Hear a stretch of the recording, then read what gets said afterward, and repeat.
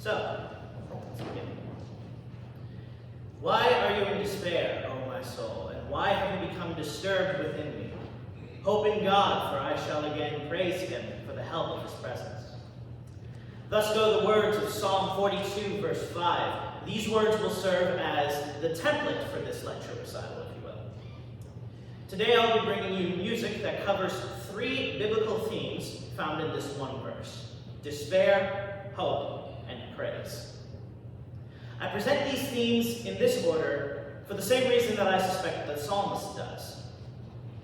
Each one of these themes arises out of the previous one.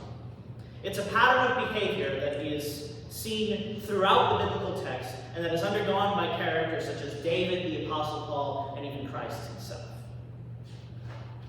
Today I will demonstrate musically the connection between these three themes by performing 6 songs and arias from various time periods, including the Romantic era, the mid-20th century, all the way down to modern day.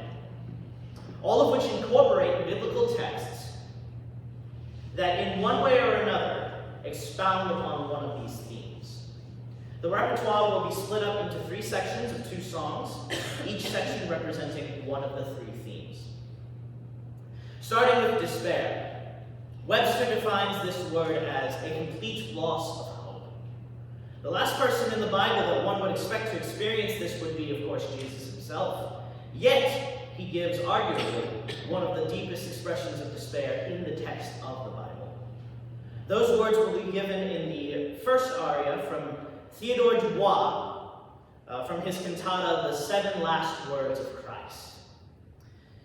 Singing the text of the Passion story is a tradition that goes back to the early centuries of the church. Priests would sing the text rather than speak them in order to give the words more solemnity. This is a tradition that carries down to this day in Catholic, Anglican, and even Lutheran churches. It is out of this tradition that this cantata comes. Theodore Dubois wrote this cantata in 1867 when he was the choir director of St. Clotilde Catholic Church in Paris. He originally scored this work for full orchestra, but later made a reduction for organ, timpani, and harp. Obviously, there we are merely doing the piano. The cantata has 8 movements, one for all 7 of what are traditionally called the 7 last words of Christ, as well as an extra one that serves as an introduction. I will be singing movement 5, also known as the 4th word. The 4th final word, according to the Gospels of Matthew and Mark, are when Jesus cries out from the cross, Eloi, Eloi, lema sabachthani, which translated to English means, my God, why have you forsaken me? This text is combined with some texts of Omnes Amici Mei, which is a liturgical text that is typically sung on Good Friday, in which Christ speaks of how he has been utterly betrayed by everyone he holds dear. The text of this movement leaves no room for hope. Every statement is of complete and absolute despair. The only glimmer of hope that can be found in the entire text is the fact that the very phrase, my God, why have you forsaken me, is actually very likely a quote from Psalm 22, a messianic psalm where the psalmist, in the end, is redeemed. So one could almost see Jesus saying this from the cross as a statement of despair mixed with the slightest expectation of hope. From a glimmer of hope, we go to an abject statement of hope. And the second piece is from an oratorio called Light of the World, by none other than Sir Arthur Seymour Sullivan of Gilbert and Sullivan fame. Works of music such as this oratorio seem to be more in line with what Sullivan truly wanted to produce. He wanted to produce more serious music, whereas when he worked with Sir William Schwenk Gilbert, they produced things that Sullivan considered sometimes to be repetitive and overly fanciful.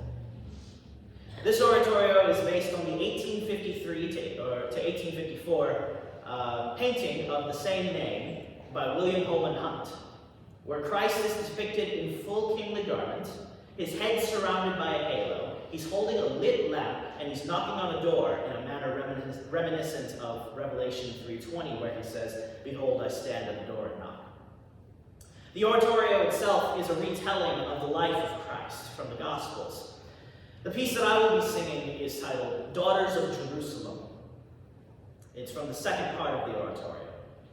This aria uses the text of Luke 23, verse 28, where Christ is warning the women who are mourning his impending crucifixion that a much worse fate awaits them as the entirety of Jerusalem would be destroyed in the year 70 AD by the Romans.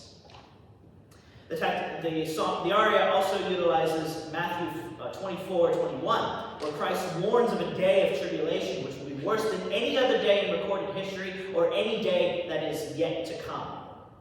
So far, lots of reason to despair.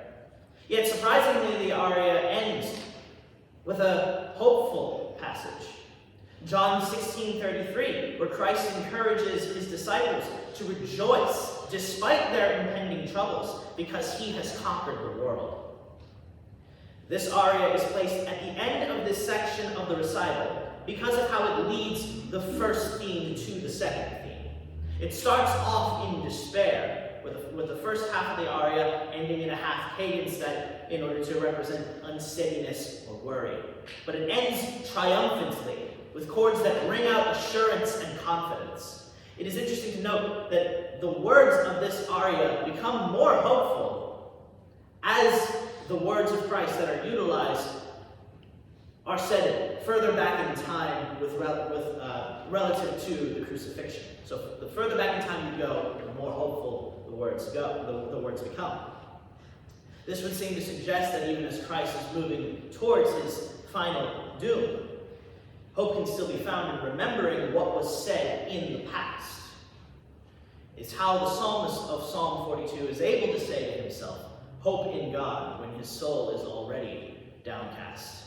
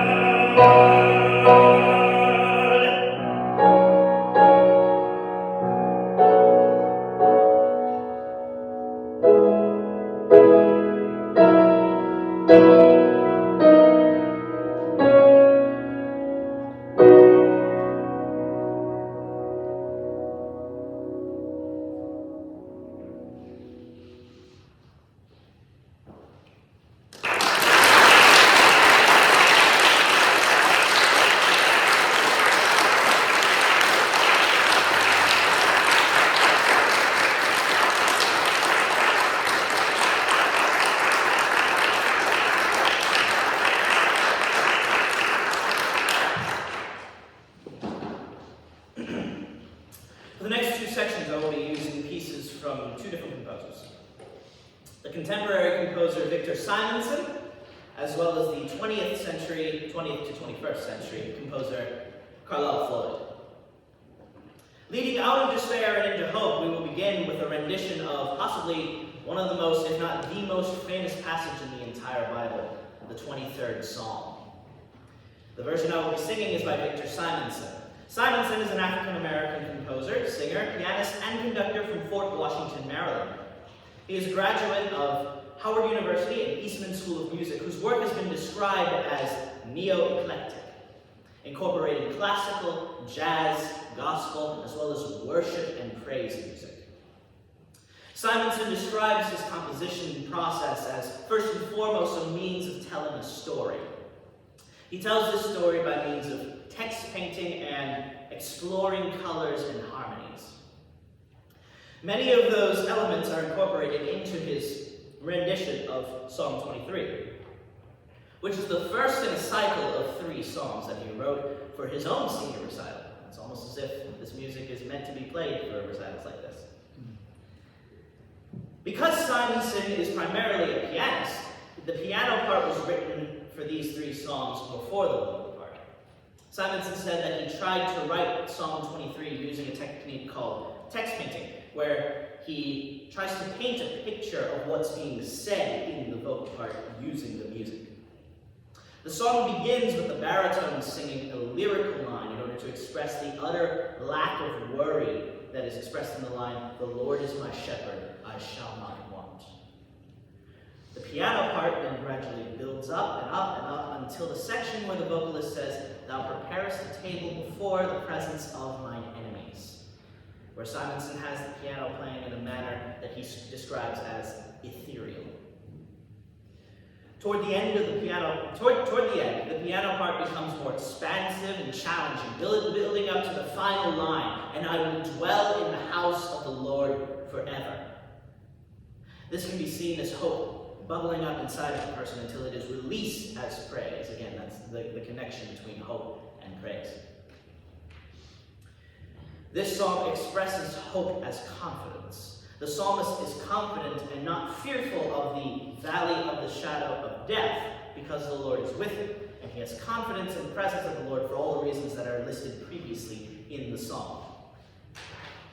The same can be said for the Apostle Paul in Romans chapter 8, which is the text that I will be utilizing for the next piece. This chapter comes after arguably the most detailed explanation of the message of Jesus in the entire New Testament. The apostle explains that because of Christ's death and resurrection, we can have a hope that will never go away. This is the text that is used in the second piece, and I chose it because Romans 8 is a personal favorite of mine. The song was written by Carlisle Floyd, who was a 20th to 21st century composer most famous for his operas, including his opera Susanna, which is based on the story that's found in Catholic and Orthodox Bibles. This song is from Pilgrimage, which Floyd describes as a solo cantata for both voice and piano, though it's commonly today referred to as a song cycle. This song cycle follows the pilgrimage of the singer through the experiences that are very similar to the ones that I described in this lecture. It starts with a reflection on a desperate state, then moves to despair, then praise, then prayer, then praise, and then finally calm. The song that I will be singing is For I Am Persuaded, which is the last in the song cycle. The slow pace and the sparkling quality of the piano part evokes the feeling of calmly lying down under a starry night sky. The text itself plants the hope of the singer in the statement that nothing in the natural or spiritual world can separate one from the love of God. It is once again the concept of hope being grounded in what one knows of God, or what one knows of reality, and that it is for him. This is the only song in the cycle, interestingly enough, to utilize as its main text a text from the New Testament. The song also utilizes the Aaronic Blessing that is found in Numbers chapter 6, verses 24 through 26, which reads like this: May the Lord bless you and keep you. May the Lord make his face to shine upon you and be gracious to you. The Lord lift his countenance upon you and give you peace. All pronouns in both texts are changed to personal pronouns in order to emphasize that the peace that is offered in these texts can be experienced by individuals. The last line, of course, and give me peace, from the Aaronic Blessing, is repeated over and over while the music calmly winds down in order to settle into the feeling of peace that comes from this hope.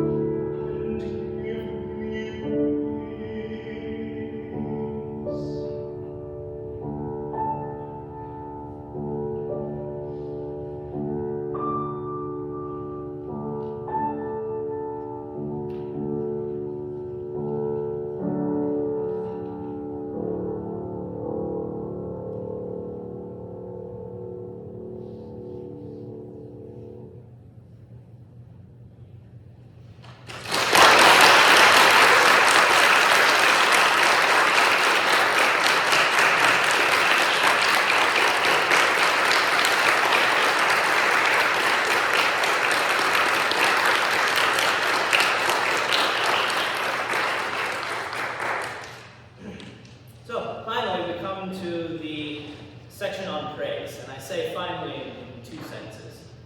One is that after the turmoil of despair of the first section and the reminder of hope in the second section, we finally get to the part where that hope can burst out of us as praise for God and His goodness. I also say finally in the sense that this is the last thing that we will be focusing on. That concept of ending an experience with praise is a concept that's found in many places throughout the Bible. The Gospel of Luke ends with the disciples in the temple praising God. Almost all of Paul's letters, the Apostle Paul, they end in a doxology or a song of praise. The book of Psalms itself ends its 150 chapters with 5 songs that are dedicated solely to praising God. That's how the editors of the book of Psalms wanted to end the story, so to say. One of the things that I've found while working on this project is that there is a difference between what I call explanatory praise and exclamatory praise. Explanatory praise is when you praise something or someone by describing their attributes, their good attributes, while exclamatory praise is more of a command that that person or thing be praised. The latter is typically done sort of in a state of ecstasy, which you will see in the song that will demonstrate the exclamatory praise. This can be seen as, in many places in the Bible or in songs that utilize biblical text, when God is praised, the praise is typically first explanatory and then exclamatory. This can be seen as reflective of how the hope of the previous section, which is expressed through the reminder of what the hope is grounded in, turns into praise, which is expressed through invitation to feel said hope. The first song in this section will give an example of exclamatory praise, while the last will be exclusively exclamatory. Psalm 118 is the last piece in Simonsen's song cycle. Again, a section of music that ends in praise. Simonsen intended for this song to be the culmination of the cycle. He intentionally made the rhythm of this piece, quote, driving, maybe jazzy, pushing along rhythmically, unquote. This to me is reminiscent of a gospel praise chorus or a praise song. Yet there is also a calm element to it, as the vocal part plays over the,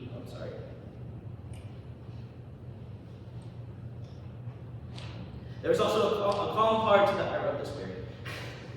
There's a calm part to this as the vocal part plays over the driving piano part. This psalm is an example of explanatory praise in that it describes how the psalmist was redeemed by God after he called to him out of anguish. Here we see again, in this one section, the entirety of the whole cycle of emotions that I'm trying to display in this lecture. In my anguish, despair, I cried out to the Lord, hope. Later on, give thanks unto the Lord, for he is good, his love endures forever. Praise. Whereas Psalm 118 has some explanatory elements, the last psalm is entirely exclamatory. Carlisle Floyd's piece, Praise the Lord, is the second to last piece in his pilgrimage cycle. This piece, like the previous piece, has an upbeat and fast-moving rhythm, though this piece is significantly more dramatic. The lowest the song ever gets as far as dynamics go is mezzo forte. Everything else is forte or fortissimo. This dramatic character of the music is appropriate for the subject matter of exclamatory praise. The text that is used is from Psalm 148, which is one of the last 5 psalms in the Psalter, which, as I said before, are all dedicated to praising God. Floyd, in this piece, skips over all the text in the song that could be explanatory in nature and leaves only the exclamatory text in order to maintain the rapturous feeling of the song. It is this dramatic character, as well as a number of random, really, really high notes, that the singer is supposed to pull off that make this piece especially difficult, yet rewarding. These qualities make the song evocative of a shout of praise, a final exclamation mark at the end of the story. It is the end of the story for the book of Psalms itself. It's close to the end of the story for the pilgrimage. And it is, of course, the end of the story for this recital.